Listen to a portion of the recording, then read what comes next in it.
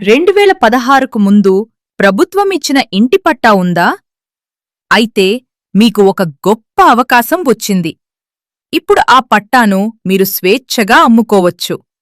Registration కూడా సులభంగా చేసుకోవచ్చు. అంతేకాదు, దాన్ని మీ కుటుంబ సభ్యులకు గిఫ్ట్ డీడ్గా ఇవ్వొచ్చు. వారసత్వంగా బదిలీ కూడా చేసుకోవచ్చు. ముఖ్యమంత్రి ఎన్. చంద్రబాబు నాయుడు తీసుకున్న ఈ నిర్ణయంతో రాష్ట్రంలో సుమారు 75 లక్షల పేద కుటుంబాలకు లాభం కలగనుంది.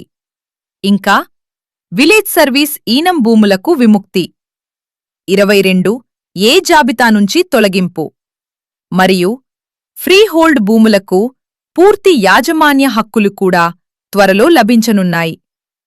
మీ దగ్గర కూడా ఇలాంటి పట్టా ఉంటే ఇది మీకు సరైన సమయం. ఇంకా వివరాల కోసం ఇప్పుడే సంప్రదించండి.